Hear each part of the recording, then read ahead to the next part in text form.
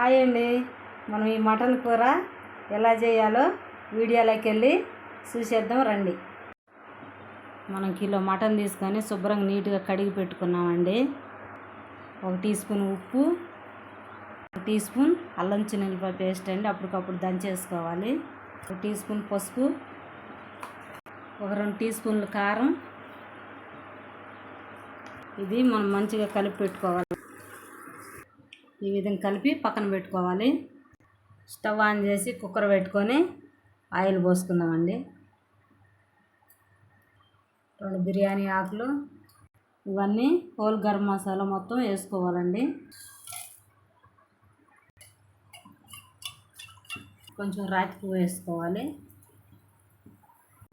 2 ఉల్లిగడ్డలు కట్ చేసుకున్నాయి వేసుకుంటున్నాం, సన్నగా కట్ చేసుకోవాలి. 4 పచ్చిమిరపకాయలు చీల్చుకొని వేసుకోవాలి.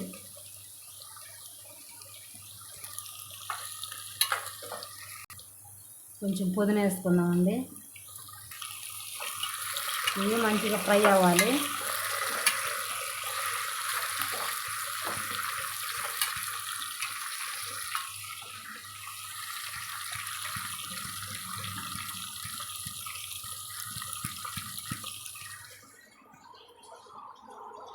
మనం ముందుగా కలిపి పెట్టుకున్న కూర వేసుకున్నామండి.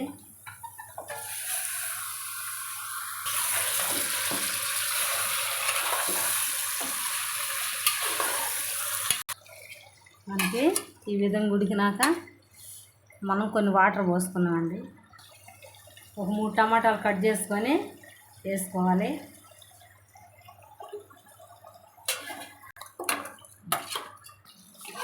ఈ విధంగా మనము ఉడికించుకొని ఎంత బాగా ఉడికిందో చూడండి. ఇప్పుడు మనము 2 గ్లాసులు వాటర్ పోసుకొని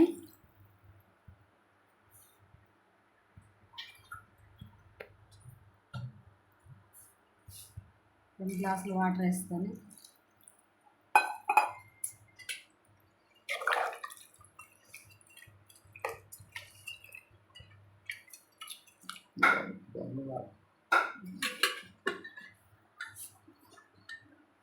కుక్కర్ మూత పెట్టుకున్నామండి.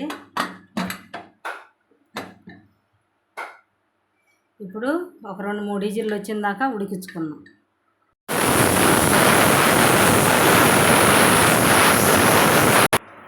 మనకు 3 విజిల్స్ వచ్చినాయండి. స్టవ్ బంద్ చేసుకుందాం.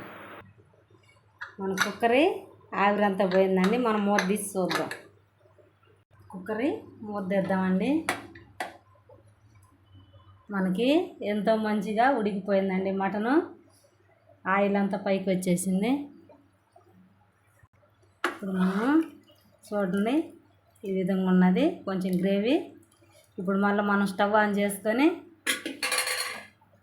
1 టీ స్పూన్ ధనియాల పొడి, 1 టీ స్పూన్ మటన్ది మసాలా వేసుకోవాలండి.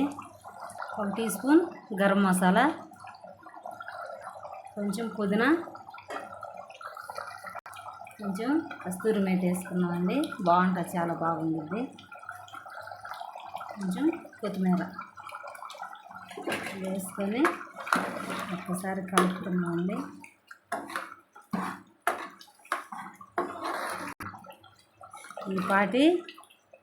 ఈ విధంగా గ్రేవీ ఉంటే సరిపోతుంది.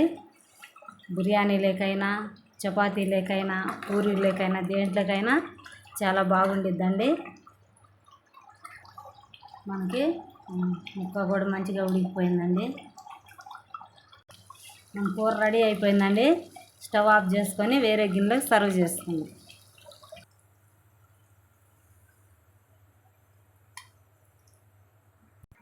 మనకి మటన్ కూర రెడీ అయిపోయిందండి.